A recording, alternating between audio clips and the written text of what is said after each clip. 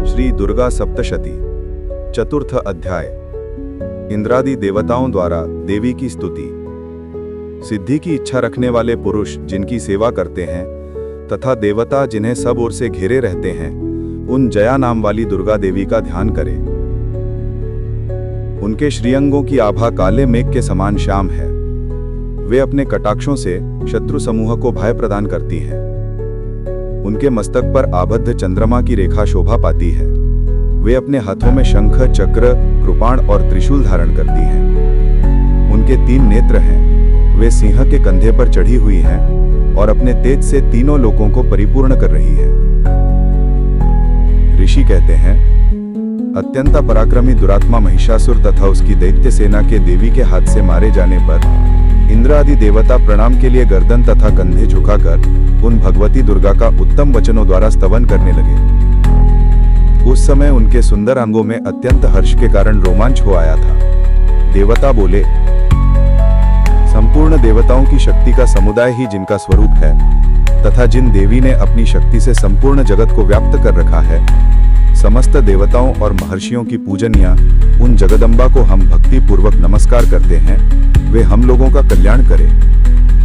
जिनके अनुपम प्रभाव और बल का वर्णन करने में भगवान शेषनाग, ब्रह्मा जी तथा महादेव जी भी समर्थ नहीं हैं, वे भगवती चंडी का संपूर्ण जगत का पालन एवं अशुभ भय का नाश करने का विचार करें।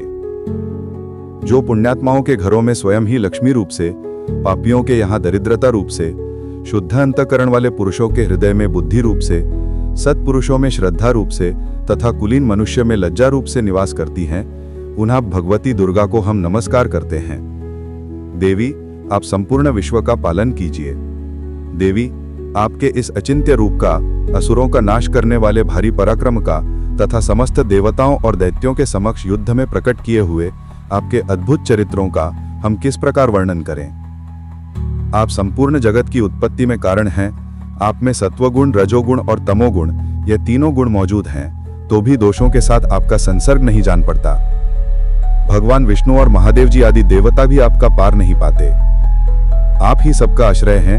यह समस्त जगत आपका अंशभूत है, क्योंकि आप सबकी आदिभूत अव्याकृता परा प्रकृति हैं। देवी, संपूर्ण यज्ञों में जिसके उच्चारण से सब देवता तृप्ति लाभ करते हैं, वह स्वाहा आप ही हैं।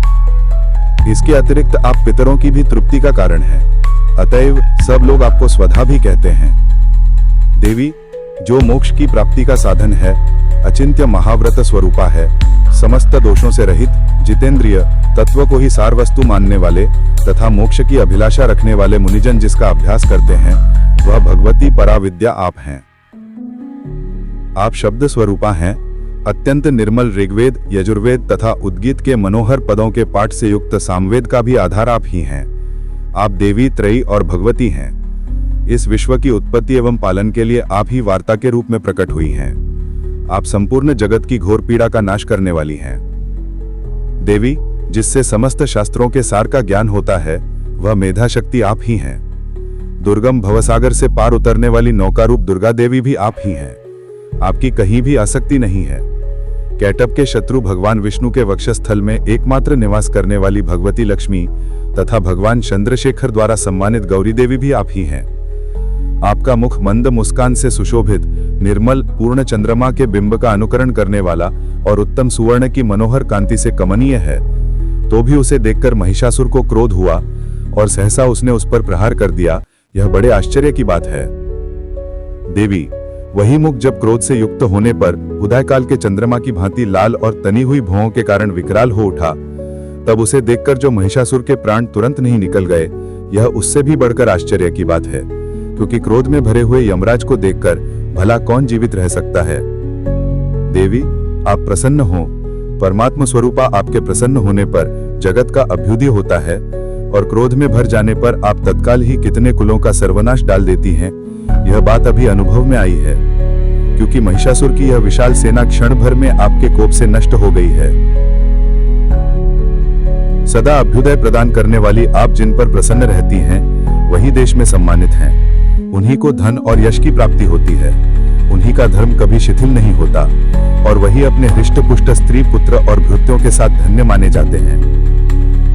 देवी, आपकी ही कृपा से पुण्यात्मा पुरुष प्रतिदिन अत्यंत श्रद्धापूर्वक सदा सब प्रकार के धर्मानुकूल कर्म करता है और उसके प्रभाव से स्वर्गलोक में जाता है। इसलिए आप तीनों लोकों में निश्चय ही मनोवांछित फल देने वाली हैं।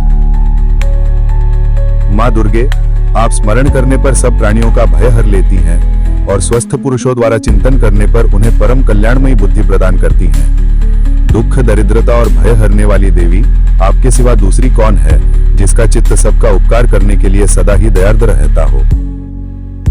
देवी, इन राक्षसों के मारने से संसार को सुख मिले तथा ये राक्षस चिरकाल तक नरक में रहने के लिए भले ही पाप करते रहे हों, इस समय संग्राम में मृत्यु को प्राप्त होकर स्वर्गलोक में जाएं, निश्चय ही यही सोचकर आप शत्रुओं का वध करती हैं।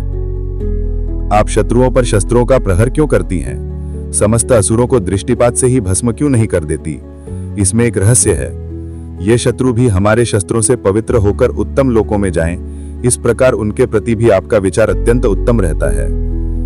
खड्ग के तेजस पुंज की भयंकर दीप्ति से तथा आपके त्रिशूल के अग्रभाग की घनीभूत प्रभा से चौंधियाकर जो असुरों की आंखें फूट नहीं गई, उसमें कारण यही था कि वे मनोहर रश्मियों से युक्त चंद्रमा के समान आनंद प्रदान करने वाले इस सुंदर मुख का दर्शन करते थे। देवी, आपका शील दुराचारियों के बुरे बर्ताव को दूर करने वाला है। साथ ही यह रूप ऐसा है जो कभी चिंतन में भी नहीं आ सकता और जिसकी कभी दूसरों से तुलना भी नहीं हो सकती, तथा आपका बल और पराक्रम तो उन दैत्यों का भी नाश करने वाला है जो कभी देवताओं के पराक्रम को भी नष्ट कर चुके थे। इस प्रकार आपने शत्रुओं पर भी अपनी दया ही प्रकट की है। वरदायिनी देवी, आपके इस पराक्रम की तुलना किसके साथ हो सकती है तथा शत्रुओं को भय देने वाला एवं अत्यंत मनोहर ऐसा रूप भी आपके सिवा और कहां है? हृदय में कृपा और युद्ध में निष्ठुरता, ये दोनों बातें तीनों लोकों के भीतर केवल आप में ही देखी गई हैं। माता, आपने शत्रुओं का नाश करके इस समस्त त्रिलोकी की रक्षा की है। उन शत्रुओं को भी युद्ध भूमि में मारकर स्वर्गलोक में पहुंचाया है तथा उन्मत्त दैत्यों से प्राप्त होने वाले हम लोगों के भय को भी दूर कर दिया है। आपको हमारा नमस्कार है। देवी, आप शूल से हमारी रक्षा करें।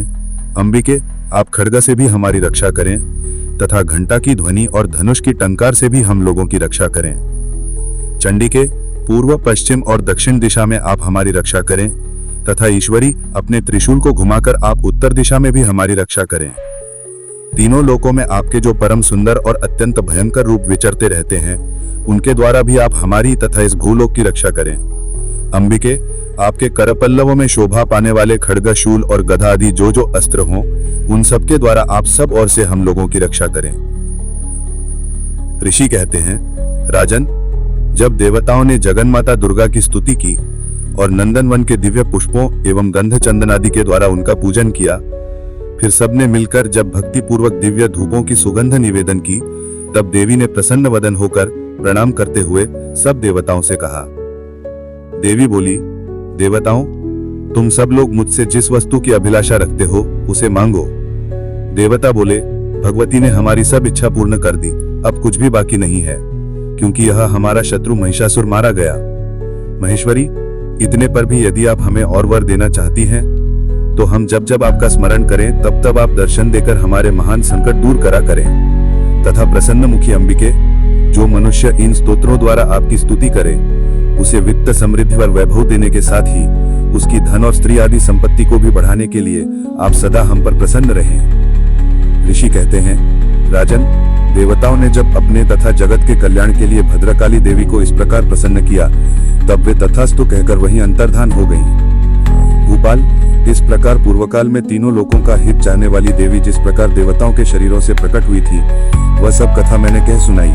अब पुनः देवताओं के उपकार करने वाली वे देवी दुष्ट दैत्यों तथा शुंभ निशुंभ का वध करने एवं सब लोगों की रक्षा करने के लिए गौरी देवी के शरीर से जिस प्रकार प्रकट हुई थी, वह सब प्रसंग मेरे मुंह से सुनो, मैं उसका तुमसे यथावत वर्णन करता हूँ। इस प्रकार श्रीमद् मार्कंडेय पुराण में सावर्णिक मनवंतर की कथा के अंतर्गत देवी महात्म्य में शक्रादि स्तुति नामक चौथा अध्याय पूरा हुआ।